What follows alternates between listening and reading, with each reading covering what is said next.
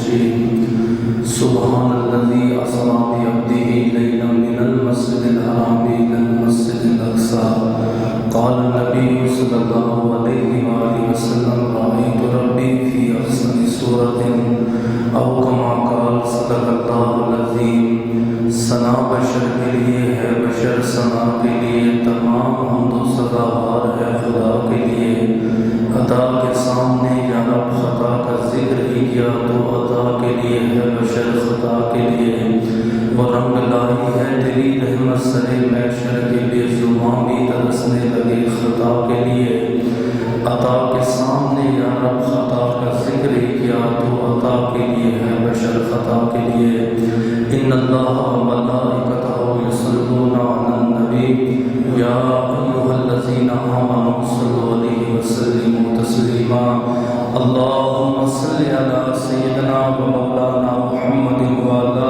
آل سیدنا و مولانا محمد وبارک وسلم وصلی علیہ الصلاۃ والسلام علیک یا سیدی یا رسول اللہ وعلی آلک و اصحابک یا سیدی یا حبیب اللہ الصلاۃ والسلام علیک یا سیدی یا نور العینین وعلی آلک و اصحابک یا سیدی یا جد الحسنین رب اشرح لی صدری ویسر لی امری واحلل عقدۃ من لسانی یفقہوا قولی تمام تعریفیں تمام حمد و ثنا اس ذات کے لیے وہ ذات جو خالق کائنات بھی ہے مالک کائنات بھی ہے رب العالمین بھی ہے احسن الخالقین بھی ہے ان اللہ علی کل شیء قدیر کی حمد و ثنا کے بعد حضور نور مجسم شفیع معظم تاجدار مدینہ راحت الوسیلہ صاحب معطر پسینہ باعث نزول سکینہ قائد المرسلین و خاتم النبیین احمد مجتبی جناب محمد مصطفیٰ کے دربار و ہر دربار میں ہدیۃً تحفۃً عقیدۃً محبتاً نذرانہ تشریف پڑھنے کے بعد دعا ہوں کہ میرا پڑھنا اور آپ کا سننا اللہ پاک اپنے دربار لعزت میں قبول و منظور فرمائے اللہ پاک امام الانبیاء کے وسیلہ جلیلہ سے ہم تمام مسلمانوں کو اپنے گھر بیت اللہ اور اللہ کے رسول کا دیدار نصیب فرمائے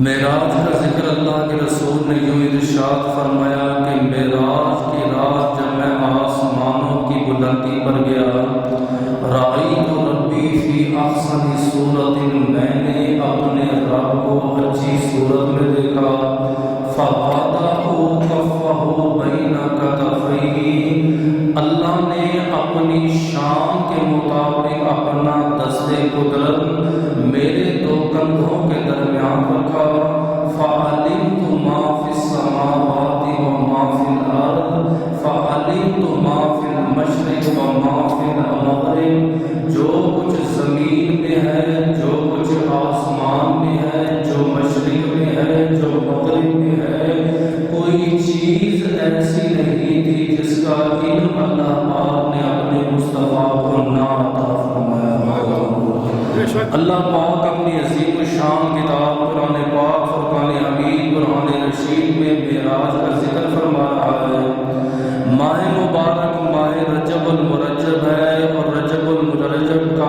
آخری عشرہ ہے اور اسی ماہ مبارک کو سرکار دو عالم صلی اللہ تعالیٰ علیہ وآلہ وسلم کو معراج ہوئی اللہ پاک نے دو معجزے میرے اور آپ کے نبی کو ایسے عطا فرمائے انسانی عقل آپ بھی پریشان ہے قاتل بھی پریشان ہے شاعر بھی پریشان ہے سائنسدان بھی پریشان ہے ان میں سے ایک جو ہے وہ قرآن ہے تو دوسرا جو معجزہ ہے وہ معراج شریف ہے یہ دو ایسے عظیم معجزے ہیں ساری زندگی خطیب خطابت کرتا رہے اس کے الفاظ ختم ہو جائیں گے شاعر شاعری کرتا رہے اس کا قلم جواب دے جائے گا قاتل کتابیں لکھتا رہے اس کی کتابت ختم ہو جائے گی کائنات جب سے بنی ہے اور جب قیامت آئے گی ساری زندگی معراج پہ گفتگو کی جائے نہ کوئی معراج کی انتہا کو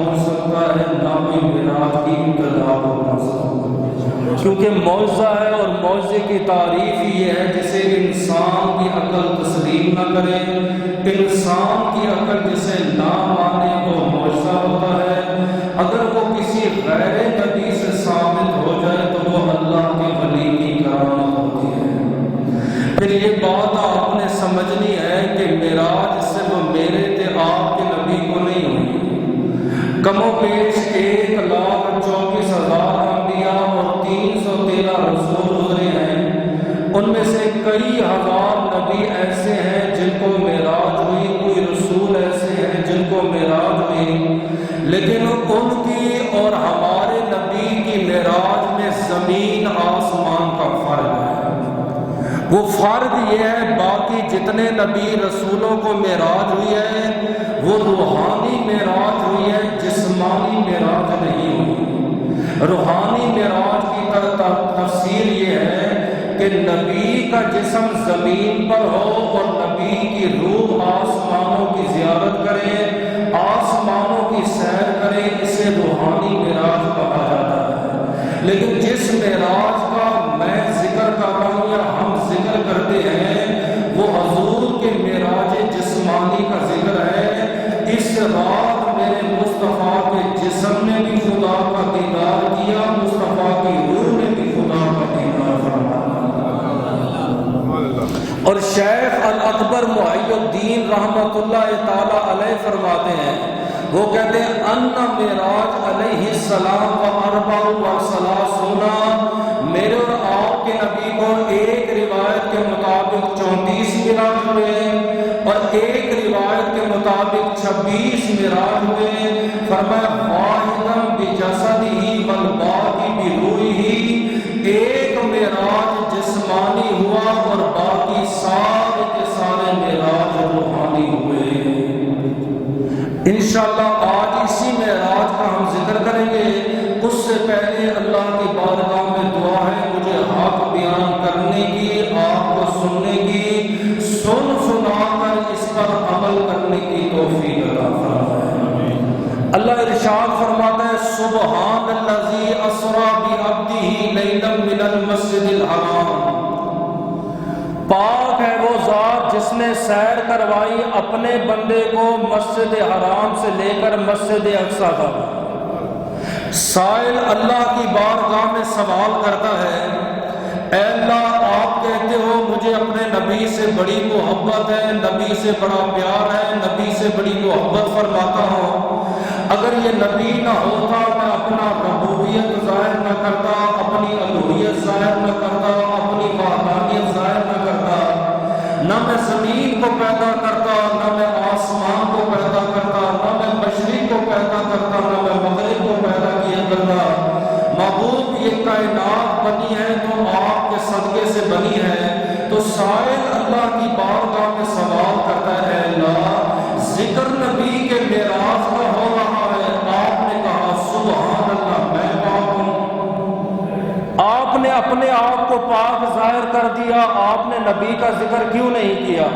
علماء کرام اس کا جواب دیتے ہیں، وہ کہتے ہیں اس لیے کہ اللہ کو معلوم تھا کہ آنے والی نسل میں کچھ ایسے لوگ ہوں گے جو حضور کے معراج پہ انگلی اٹھائیں گے، ایک رات میں اتنی بلندی پہ کیسے گئے؟ اس لیے میں نے کہا سبحان اللہ میں پاک ہوں، جو کائنات کو پوری کائنات کو بنا سکتا ہے، وہ آمنہ کے لال کو اپنے پاس بلا بھی سکتا ہے، واپس مکہ میں بھیج بھی سکتا ہے۔ بے شک بعض علماء فرماتے نہیں، اللہ فرماتے سبحان اللہ پاک ہے وہ ذات جس نے اپنے بندے کو سیر کروائی۔ اللہ نے اپنے آپ کو پاک کیوں کہا؟ علماء اس کا دوسرا جواب دیتے ہیں، وہ کہتے ہیں اس لیے اہل عرب میں یہ دستور تھا، کسی کا بیٹا کسی میدان میں فتح حاصل کرتا، کامیابی حاصل کرتا، ماں اسے کہتی سبحان اللہ اللہ پاک ہے، یا باپ ہوتا تو وہ کہتا سبحان اللہ دیکھو اللہ کی شان میرا بیٹا کامیاب ہوا۔ ایک دستور یہ بھی رہا ہے کہ کسی کا بیٹا جب 12 سال کا ہوتا، 15 سال کا ہوتا یا 18 سال کا ہوتا، جب وہ پہلی مرتبہ گھوڑے پہ سوار ہوتا یا وہ دولہا بنتا، تو ماں کہتی ہے سبحان اللہ، باپ کہتا سبحان اللہ۔ معراج کی رات جب میرے اور آپ کے نبی دولہا بنے، آپ کی والدہ نہ تھی جو کہتی سبحان اللہ۔ آپ کے والد کا وصال ہو گیا جن کا نام عبداللہ تھا، وہ کہتا سبحان اللہ۔ جب میرے اور آپ کے نبی معراج کی رات دولہا بنے، آپ نے یہ کمی محسوس کی، آج میری ماں ہوتی تو کہتی سبحان اللہ، آج میرا باپ ہوتا تو کہتا سبحان اللہ۔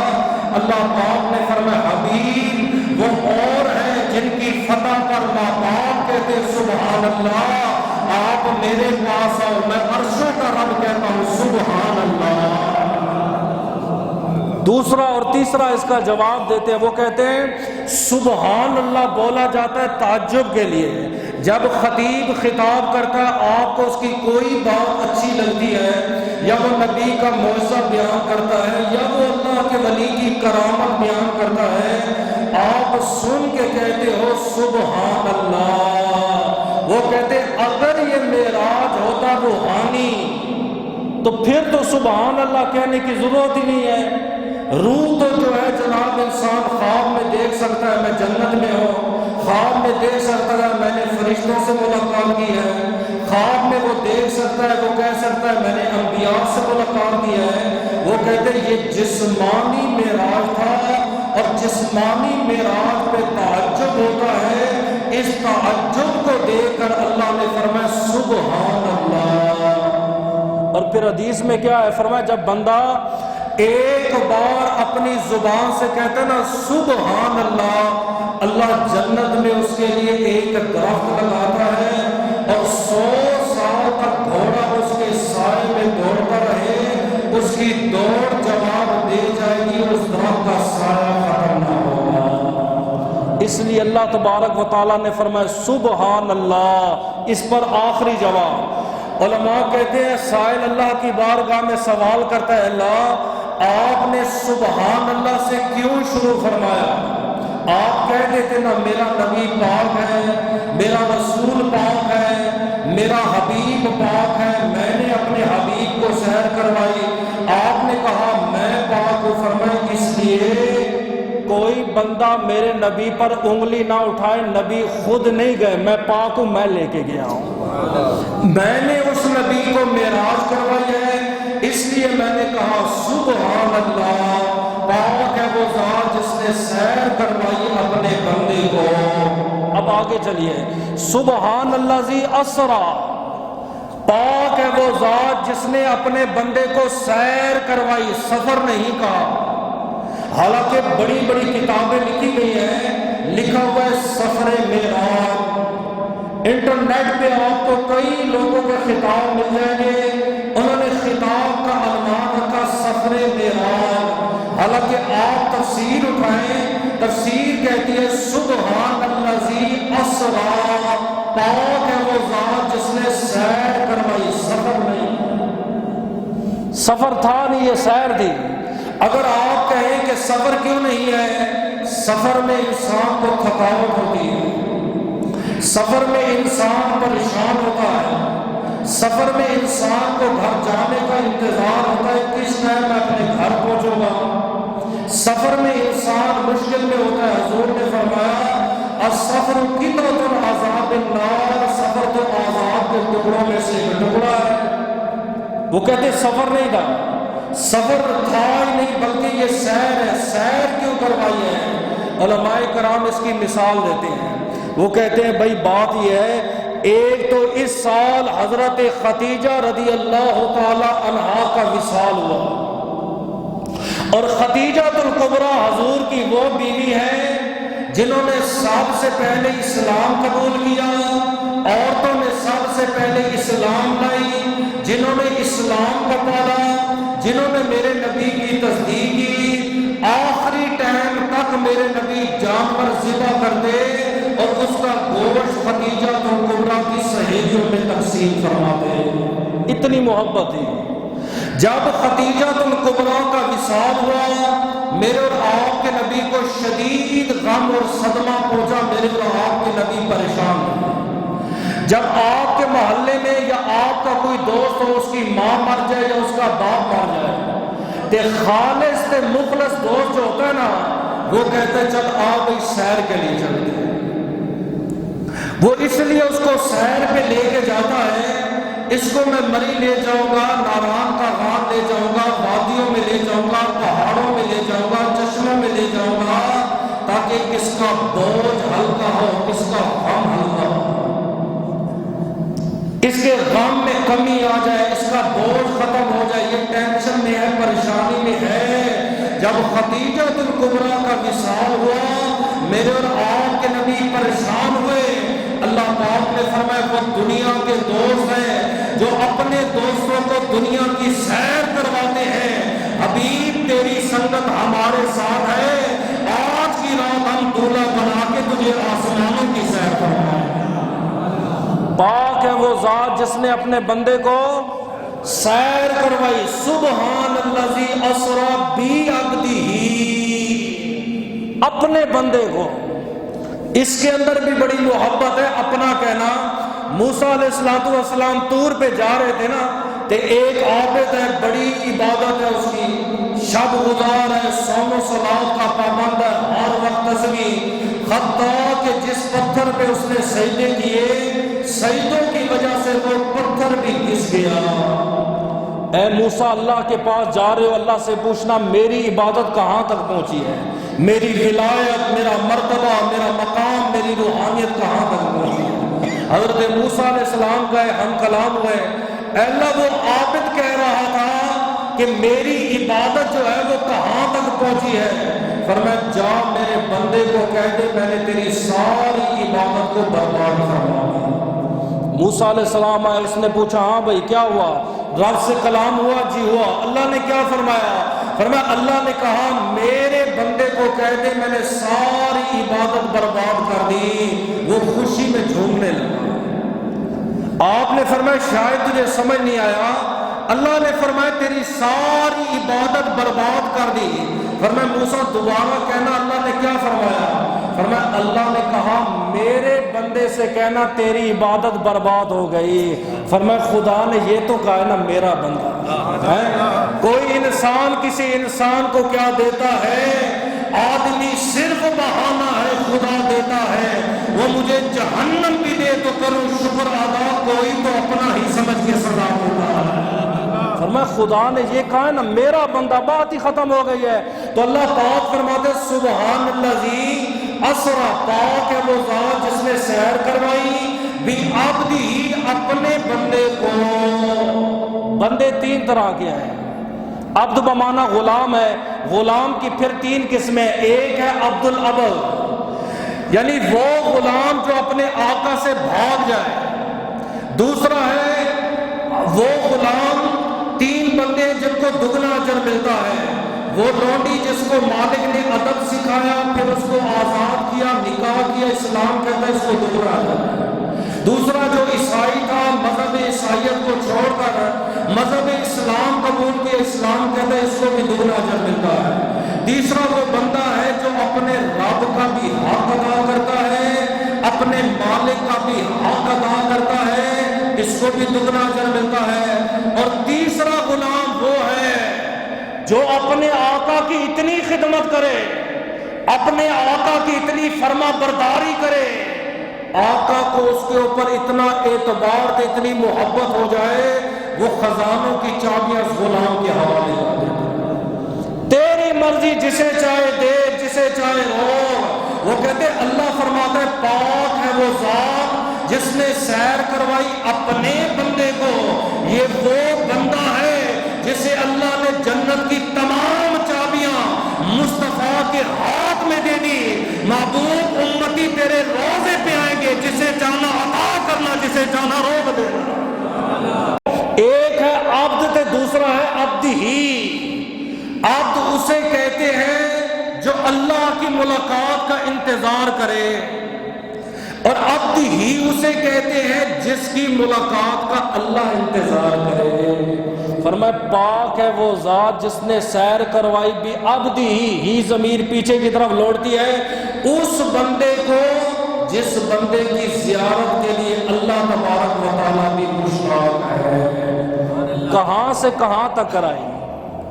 سبحان الذی اسری بعبدہ لیلاً، رات کے وقت سیر کروائی، رات کے وقت سیر کروائی۔ آج یہ دور ہے 2022 ہے، 2022 میں اب کچھ لوگ رات کو سیر کرتے ہیں۔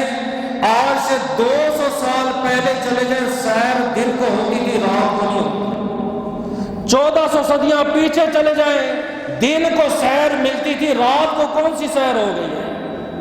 ایک تو اللہ فرماتا ہے میں نے سیر کروائی اپنے بندے کو، وہ بھی رات کے وقت، وہ بھی تھوڑے سے حصے میں۔ سائل اللہ کی بارگاہ میں سوال کر دیا، رات کا انتخاب کیوں فرمایا؟ دن بھی اللہ کا ہے، رات بھی اللہ کی، رات کو کیوں سیر فرمائی؟ فرمایا دن کے اجالے میں جاتے ہر ایک بندہ دیکھ لیتا، کہتا میں نے دیکھا ہے نبی معراج پہ گئے ہیں۔ اپنے کے منافقوں میں فرق کیسے ہوتا؟ صدیق تے ابو جہل میں فرق کیسے ہوتا؟ کافر تے غلام میں فرق کیسے ہوتا؟ رات کے وقت سیر کروائی، محبوب کوئی نہ دیکھے، صبح آپ نے جا کے بتانا ہے، جو اقرار کرے گا وہ آپ کا غلام ہوگا، جو انکار کرے گا وہ کافر تے بیمان ہوگا۔ جب میرے نبی معراج سے واپس ہوئے ایسے نہیں ہوا، آپ نے آ کے بتایا لوگوں ایک ہی رات میں 7 آسمانوں پر گیا، میں سدرات المنتہا پہ گیا، میں اپنے رب سے جا کے ملا، ایک ہی رات میں دوبارہ زمین پہ آیا۔ جب کمرے میں آیا تو کنڈی بھی ہل رہی تھی اور بستر بھی گرم تھا، وہی وقت تھا، وہی جگہ تھی۔ ابو جہل نے کہا اب دیکھنا نبی کے کتنے غلام نبی کو چھوڑ کے جاتے ہیں۔ سیدنا صدیق اکبر کے پاس گیا، کہا ابو بکر اگر کوئی یہ دعویٰ کرے ایک رات میں میں آسمانوں پہ گیا ہوں، ایک ہی رات میں میں واپس آ گیا ہوں، ایسا ہو سکتا ہے؟ فرمایا کوئی نہیں جا سکتا۔ اس نے مسکرا کے کہا پھر آپ کا نبی یہ کہتا ہے میں ایک رات میں گیا بھی ہوں تے آیا بھی ہوں۔ فرمایا اگر میرا نبی کہتا ہے وہ جا بھی سکتا ہے واپس آ بھی سکتا ہے۔ اس نے کہا آپ نے ابھی تو کہا ہے کہ کوئی نہیں جا سکتا۔ فرمایا میں اب بھی کہتا ہوں کوئی نہیں جا سکتا، آمنہ کا لال جا بھی سکتا ہے، آمنہ کا لال آ بھی سکتا ہے۔ تیسرا لیلم، وہ کہتے ایک وجہ یہ رات میں سکون ہوتا ہے، محبوب اپنے محب سے ملتا ہے، کوشش کرتا ہے رات کے ٹائم ملے۔ اس محبوب کے محب سے وہ مراد نہیں، وہ کہتا ہے رات کو ملاقات ہو، رات میں سکون ہوتا ہے تاکہ ہمیں کوئی دیکھے نہ، ہماری بات کوئی نہ سنے۔ اللہ پاک نے فرمایا حبیب رات کو آنا، تو میرا دیدار کرنا، میں تیرا دیدار کروں گا، تو مجھ سے بات کرنا، میں تجھ سے بات کروں گا۔ سیر کہاں سے کہاں تک ہوئی ہے؟ من المسجد الحرام الی المسجد الاقصی، مسجد حرام سے لے کر مسجد اقصی تک۔ یہ کون ہے؟ 2 مسجدیں۔ مسجد حرام جو کعبے کے ارد گرد حصہ، اسے کہتے ہیں مسجد حرام۔ یہاں پہ کسی کو گالی دینا، کسی کا خون کرنا، کسی کو قتل کرنا، کسی کو تھپڑ مارنا، کسی کو گالی دینا، یہاں کا درخت کاٹنا، شکار کو مارنا، یہ سب حرام ہے، اس لیے اس کو کہتے ہیں مسجد حرام۔ ہمارے پاکستانی جاتے کہتے ہیں یہ سارا کعبہ ہے، کعبہ وہ ہے، اس کے جو ارد گرد مسجد ہے اسے کہتے ہیں مسجد حرام۔ یہاں ہر چیز حرام ہے، یہاں صرف اور صرف اللہ کی عبادت کی جاتی ہے۔ تو اللہ فرماتا ہے من المسجد الحرام الی المسجد اقصی، مسجد حرام سے لے کر مسجد اقصی تک۔ اب مسجد اقصی کیا ہے؟ پہلے زمانے میں لوگ اقصی کی طرف یعنی بیت المقدس کی طرف منہ کر کے نماز پڑھتے تھے، بعد میں قبلہ تبدیل ہوا، کعبے کی طرف منہ کیا۔ ایک وہ پرانا قبلہ ہے، ایک یہ نیا قبلہ ہے۔ اللہ فرماتا ہے حبیب ہم نے آپ کو سیر کروائی ایک قبلے سے لے کر دوسرے قبلے تک۔ علماء نے فتویٰ لگا دیا، یہ جو پاکستانی جاتے ہیں ہاں بھائی آپ کہاں گئے تھے؟ ہم فیصل مسجد کی سیر کے لیے گئے تھے، علماء نے کہا حرام ہے۔ خطا کے علماء فرماتے ہیں نے نیت کر لی میں مسجد کے لیے جا رہا ہوں تو میں درس سننے جا رہا ہوں۔ اگر آپ گھر سے وضو کر کے نکلتے ہیں کہ میں نماز پڑھنے جا رہا ہوں، آپ کو نماز کا ثواب ملے گا، مسجد کا ثواب نہیں ملے گا۔ نیت کریں میں مسجد میں جا رہا ہوں۔ جس بندے نے یہ نیت کی میں فیصل مسجد سیر کرنے جا رہا ہوں، بادشاہی مسجد سیر کرنے جا رہا ہوں، علماء کہتے ہیں جانا بیٹھنا اٹھنا آنا چلنا پھرنا سب حرام ہے۔ مسجد تو سیر گاہ ہے ہی نہیں ہے، یہ تو عبادت کی جگہ ہے، آپ کی نیت ہی غلط ہے۔ وہ کہتے ہیں یار ہمارے لیے شریعت یہ ہے کہ ہم اگر مسجد میں سیر کی نیت سے جائیں، علماء کہتے ہیں جانا حرام ہے۔ باری نبی کی آئی، اللہ فرماتا ہے پاک ہے وہ ذات جس نے سیر کروائی اپنے بندے کو ایک مسجد سے دوسری مسجد تک۔ سمجھ ہم جائیں تو حرام ہے، اور نبی کی باری آئی تو اللہ سیریں کروا رہا ہے اور ایک مسجد سے دوسری مسجد تک سیریں کروا رہا ہے۔ اور میں دنیا کو بتانا چاہتا ہوں تم اور ہو، وہ اور ہے، تمہاری شان اور ہے، اس مصطفیٰ کی شان اور ہے۔ جس کی سیر گاہیں مسجد ہے اس کی عبادت گاہوں کا کیا عالم ہوگا۔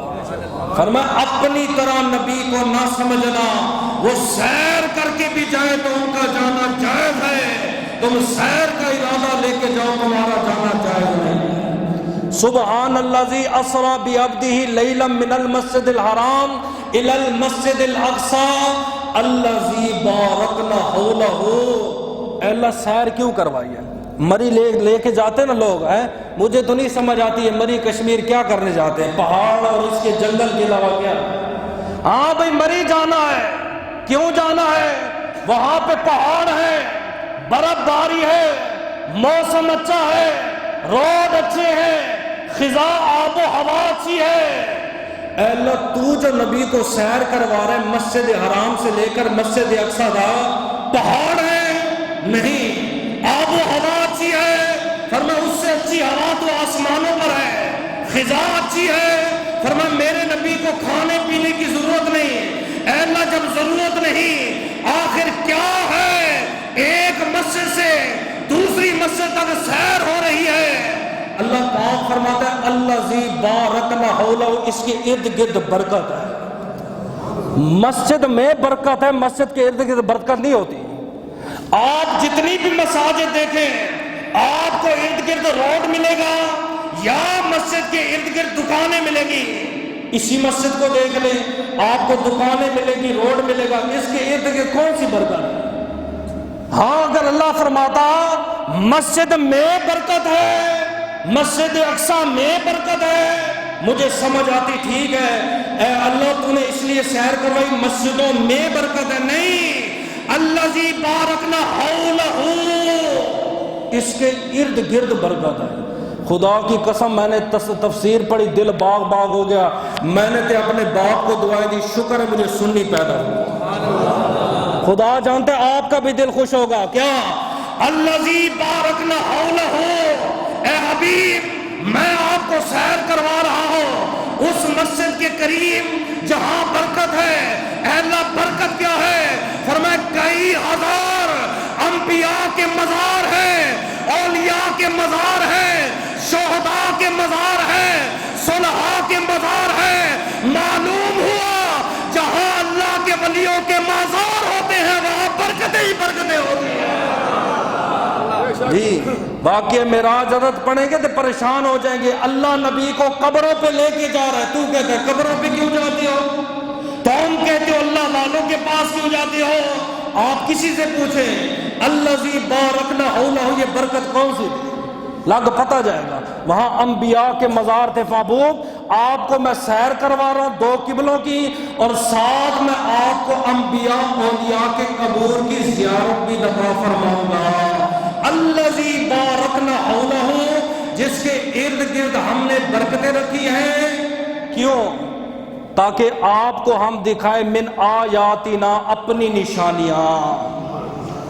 سبحان الذی، پاک ہے وہ ذات جس نے سیر کروائی اپنے بندے کو رات کے وقت مسجد حرام سے لے کر مسجد اقصی تک جس کے ارد گرد برکتیں ہیں تاکہ ہم اپنی نشانیاں دکھائیں۔ کون سی نشانی؟ پرانے زمانے میں انگوٹھیوں کی نشانی ہوتی تھی، میرا دوست ہے میں نے اس کو انگوٹھی پہنائی ہے، میری نشانی ہے۔ بلکہ آج کے دور میں جس سے کوئی بندہ کہے نا یار یہ انگوٹھی مجھے دے دے، وہ نہیں جی فلاں کی نشانی ہے۔ اللہ فرماتا ہے حبیب ہم آپ کو سیر بھی کروائیں گے، دو قبلے بھی دکھائیں گے، ہم آپ کو اپنی نشانیاں بھی دکھائیں گے۔ کون سی نشانیاں؟ فرمایا نشانیاں یہ ہیں، ابراہیم علیہ السلام کو جب معراج ہوئی نا، نری ابراہیم ملکوت السماوات والارض، ابراہیم زمین پہ تھے، ہم نے زمین بھی دکھائی آسمان بھی دکھایا، تھے زمین پر۔ اے حبیب موسیٰ کی باری آئی، وَقَلَّمَ اللَّهُ مُوسَىٰ تَكْلِيمًا، موسیٰ طور پہ تھے، ہم نے کلام کر دیا۔ اور بھی بڑے نبی ہیں، کسی کو زمین پر رکھ کے ہم نے اپنی جو ہے کائنات دکھائی، کسی کو کلام سنایا، لیکن کسی کو اپنا آپ نہیں دکھایا۔ معبود جب تیری باری آئی ہم نے آسمانوں کی بلندی پر تجھے بلایا، تجھے زمینیں بھی دکھائی ہیں، تجھے آسمان بھی دکھائے ہیں، تجھے جنتیں بھی دکھائی ہیں، تجھے حوریں اور غلمان بھی دکھائی ہیں۔ پھر آج کی رات رب نے تجھے اپنے پاس بلایا ہے، آج رب پہ حجاب ہو چکا ہے، آج تو رب کا دیدار کرے گا، آج تیرا رب تیرا دیدار فرمائے گا۔ یہ ہماری نشانیاں ہیں۔ انہو السمیع البصیر، بے شک وہ سننے والا اور جاننے والا ہے۔ اسلام میں دو راتیں بڑی عظیم ہیں، یہ تو آیت تھی، میں نے مختصر سی آپ کو تفسیر سمجھائی ہے تاکہ مسئلہ سمجھ آ جائے۔ دو راتیں بڑی عجیب ہیں، دو راتیں بڑی عظیم ہیں، ایک ہے معراج کی رات، دوسری ہے ہجرت کی رات، غار ثور والی رات۔ دونوں راتوں کا میں ذکر کروں گا، دونوں غلاموں کا ذکر کروں گا، آپ نے فیصلہ کرنا ہے کس رات میں مزہ زیادہ ہے۔ اچھا کچھ لوگ خطیب حضرات نا آپس میں جوڑ کرتے ہیں، ابو بکر اور جبریل کا نہیں، وہ فرشتہ ہے، فرشتوں کا سردار ہے، اس کی شان زیادہ ہے، صرف ہم لطف لینے کے لیے آپ کے سامنے دو راتیں رکھتے ہیں۔ ایک رات معراج کی ہے، دوسری رات ہجرت کی ہے۔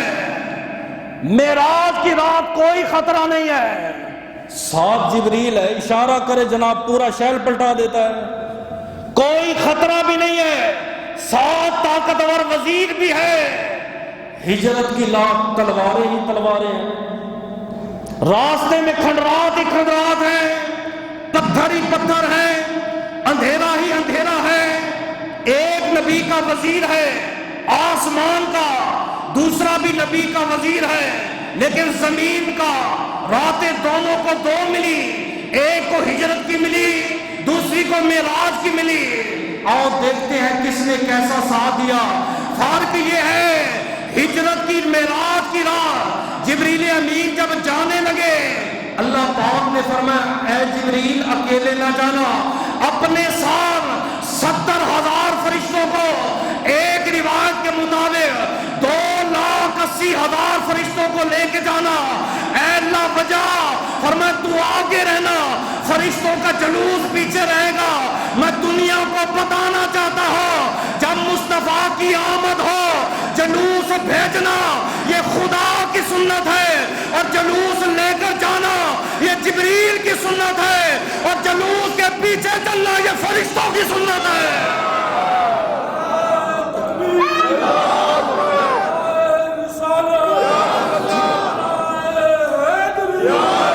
جبریل امین 2,80,000 کا لشکر لے کر آ رہے ہیں۔ یہ ہے معراج کی رات۔ ہجرت کی رات کیسے ہے؟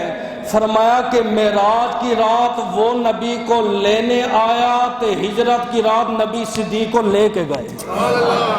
فرق پتہ چلا؟ جبریل نبی کو لینے آیا 2,80,000 فرشتوں کے ساتھ، فرمایا ہجرت کی رات میرے نبی صدیق کو لینے آئے۔ سمجھ آئی؟ پھر آگے چلیے گا، وہ کہتے دو راتیں ہیں، ایک ہے ہجرت کی رات، دوسری ہے معراج کی رات۔ وہ نبی کو لینے آیا، نبی اس کو ساتھ لے کر گئے۔ سمجھ آئی؟ اب یہاں سے سفر کیسے شروع ہوا کہتے ہیں راستے میں جب چلتے گئے سمجھ آئی، اب جبریل اوپر جا رہے ہیں، ابو بکر صدیق یہاں پہ جا رہے ہیں، ٹھیک ہے، دروازے پر دستک دی، کون؟ فرمایا میرے ساتھ محمد صلی اللہ علیہ وسلم ہے، میرے ساتھ محمد صلی اللہ علیہ وسلم ہے۔ پوچھا گیا یار فرشتوں کو نہیں پتا تھا معراج پہ نبی آ رہے، تو وہ پوچھ رہے تھے کون ہے یہ؟ فرشتوں کا بھی امام ہے۔ وہ کہتے اس لیے ایک تو یہ نیا دروازہ تھا، اس دروازے سے پہلے نہ گئے تھے، سمجھے، اور ہر چیز کا ہر بندے کو علم ہونا یہ ضروری نہیں ہے۔ اب فرشتوں نے پوچھا آپ کے ساتھ کون ہے؟ فرمایا میرے ساتھ محمد صلی اللہ علیہ وسلم ہے۔ راستے میں ابو بکر جا رہے، ہجرت کی رات ہے، کافروں کو اطلاع ملی ایک نبی ہے، دوسرا نبی کا وزیر ہے، جس نے دونوں کو پکڑا اتنا انعام دوں گا۔ جب دونوں کو پکڑ لیا گیا، ابو بکر سے پوچھا یہ کون ہے؟ جبریل سے پوچھا، اس نے کہا تھا یہ محمد ہے۔ ابو بکر سے پوچھا یہ کون ہے؟ فرمایا یہ مجھے راستہ دکھانے والا ہے۔ جھوٹ بھی نہیں بولا، بات بھی سچی کی ہے۔ فرمایا یہ تو مجھے راستہ دکھانے والے ہیں۔ اب توجہ کیجئے گا، پہنچے ہیں غار ثور پر۔ ابو بکر کیا کہتا ہے؟ آقا آپ ٹھہرے۔ پہنچے سدرات المنتہا پر، آپ نے فرمایا جبریل آگے چل۔ آقا آگے نہیں جاتا، غور کیجئے گا، جبریل آگے چلو، آقا آگے نہیں جاتا، آگے نور ہے، آگے جاؤں گا جل کے راکھ ہو جاؤں گا۔ باری غار ثور کی آئی، ابو بکر نے کہا آگے نہیں جانا، میں جاتا ہوں۔ نہیں سمجھ آئی آپ کو؟ ایسے نہیں، معراج کی رات ہے، فرمایا جبریل سدرا سے آگے بڑھو، آگے جان کا خطرہ، میں نہیں جاتا آپ جائیں۔ باری صدیق کی آئی، فرمایا آگے چلو، محبوب میں جاتا ہوں آپ پیچھے رہیں۔ سمجھ آئی؟ دنیا کو بتانا چاہتا ہو، فرمایا جو اپنی جان بچا لے اسے جبریل کہتے ہیں، جو اپنی جان کو مصطفیٰ پہ لٹا دے اسے صدیق کہتے ہیں۔ کتنی وفائیں صدیق کی، تیرے گلے شکوے کرنے سے ان کی شان میں فرق نہیں آئے گا۔ اس نے کہا آگے نور ہے، جل جاؤں گا۔ اس نے کہا محبوب آپ ٹھہرے، آگے میں جاتا ہوں، کوئی خطرناک چیز ہو، میری جان جائے، میرے حبیب کی جان کو کچھ نہ ہو، سمجھے۔ اس لیے اسلام کہتا ہے یہ دو راتیں بڑی عظیم ہیں، یہ دو راتیں بڑی، ایک میں جبریل کا ساتھ ہے، دوسرے میں صدیق کا ساتھ ہے۔ میرے اور آپ کے نبی معراج سے واپس آئے، واقعہ معراج اپنے دیوانوں کو سنایا۔ آپ نے فرمایا میں پہلے آسمان پہ، دوسرے پہ، تیسرے پہ، چوتھے پہ، پانچویں پہ، چھٹے، پھر سدرات المنتہا پہ گیا، وہاں پہ جبریل نے مجھے اکیلا چھوڑ دیا۔ تو ابو بکر صدیق نے پتہ کیا کہا؟ آقا خدا کی قسم جو ادھر مجھے موقع ملتا نا، جہاں جہاں آپ جاتے آپ کا غلام بھی آپ کے ساتھ جاتا۔ سمجھے؟ اب معراج کی رات میرے اور آپ کے نبی کو، آخری بات اگلا جمعہ یہیں سے شروع کریں گے، میرے اور آپ کے نبی کو جب لینے آئے، آپ ام ہانی کے گھر ہیں، ام ہانی رشتے میں آپ کی چچا زاد بہن ہے، ایک روایت کے مطابق مولا علی شیر خدا کی بہن ہے۔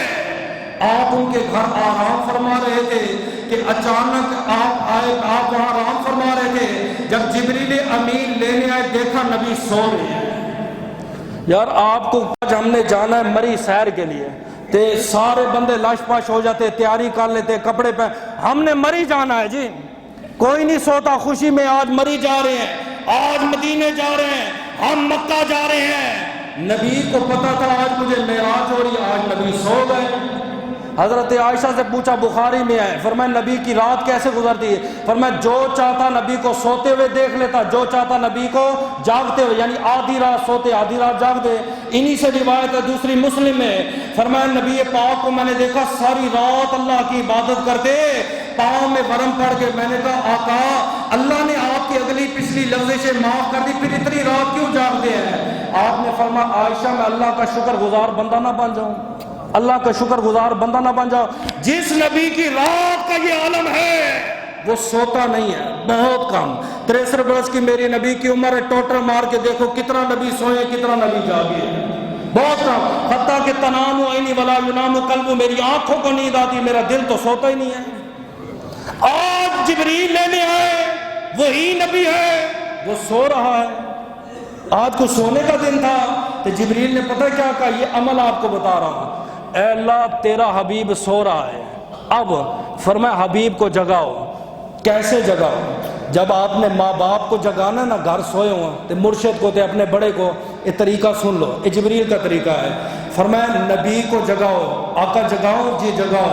جبریل نبی کے قدموں کی طرف آئے، فَقَبِّلُوا بَيْنَ قَدَمَيْهِ، اپنے نوری ہونٹوں کے ساتھ میرے نبی کے نوری پاؤں مبارک کو بوسہ دیا۔ ہم انگوٹھے چومے تو ان کو تکلیف ہوتی ہے، ہم انگوٹھے چومے تکلیف ہوتی ہے۔ جبریل فرمائے محبوب تو معراج پہ جا رہا ہے، میں آپ کے پاؤں کو بوسہ دوں گا، اس لیے نبی سوئے ہوئے تھے۔ جبریل آج موقع ہے، میرے پاؤں چوم لے، آرام فرما رہے تھے، سمجھ آئی؟ اب جبریل کیسے لے کر گئے؟ 40,000 براق ہے، ٹائم ہو گیا، بس چھوٹی سی بات، 40,000 براق ہے۔ جبریل ایک سواری لے کر آئے، جبریل سواری لے کر آئے، سمجھے؟ پھر آخری رات کا ذکر کر رہا ہوں، جبریل سواری لے کر آئے، غار ثور کی بات آئی، بلندی بڑی اونچی تھی، ابو بکر نے جھک کے کندھے جھکا دیے، محبوب وہ اور تھا جو سواری لے کر آئے، ابو بکر آپ کی سواری بن کے جائے گا۔ اگلے جمعے نماز جمعہ جو ہے وہ 2 بجے ادا ہوگی۔ رحمانی فرما کے وضاحت فرمائے تلے کچھ لوگ ہم یہ کہتے ہیں کہ لنگر غوثیہ کہیں غریب مسکین لوگوں میں بہت برا کھا لے، کیا لکھا ہے؟ بازار کریں لنگر ہونا چاہیے نہیں، وہ لنگر شریف، بھئی لنگر شریف جو ہے وہ باعث برکت ہے، باعث رحمت ہے، سمجھے؟ ہاں جو اصال ثواب کا کھانا ہے، اس نیت سے کوئی بندہ گیا جی فلاں بندہ مر گیا تو میں روٹی کھانے جا رہا ہوں، طعام المیت جو میت القلب، مردہ کے دل گھر کھانا کھانے سے دل مردہ ہوتا ہے جی، اس نیت سے جائے۔ ہاں ویسے گیا تھا عیادت کے لیے، انہوں نے کھانا دے دیا تو اس نے کھا لیا، اور جو لنگر ہوتا ہے اس میں ساری کی ساری برکتیں ہوتی ہیں۔ امام شافعی رحمۃ اللہ تعالیٰ علیہ گئے ایک بزرگ کے پاس، آپ کی عادت ہی 1 روٹی کھاتے تھے، سمجھ آئیے؟ لیکن جب آپ ایک بندے کے یہاں مہمان بنے تھے 4 روٹیاں آپ نے کھا لی۔ بیٹیوں نے کہا ابا آپ کہتے تو امام صاحب 1 روٹی کھاتے، اے مولوی صاحب تو 4 روٹیاں کھا گئے ہیں۔ تو مرید بڑا پریشان تھا، اس نے کہا حضرت آپ نے 4 روٹیاں کھائی، خیریت تو ہے؟ ساری زندگی میں ساتھ رہا ہوں۔ آپ نے فرمایا وہ تو بعد میں بتاؤں گا، یہ بتا آٹا کہاں سے لیا تھا؟ اللہ والوں کی بڑی نظر ہوتی ہے، یہ ختم کا ذکر کر رہا ہوں۔ اس نے کہا حضرت ہم نے گندم لی، ایک گندم پر ہم نے نبی کی ذات پہ درود پڑھا، پھر اس گندم کو ہم نے پیسا، پھر درود پڑھا، پھر آٹا گوندا، پھر درود پڑھا، پھر پانی ڈالا، پھر درود پڑھا۔ فرمایا خدا کی قسم جب درود والا کھانا کھایا ساری رات میرا دل ذکر خدا بھی کرتا رہا، ذکر مصطفیٰ بھی کرتا رہا۔ اس لیے اس پہ ختم پڑا جاتا ہے، اللہ کا نام لیا جاتا ہے، یہ کھانا کھایا کرو، یہ باعث برکت ہے۔ اللہ عمل کی توفیق عطا فرمائے۔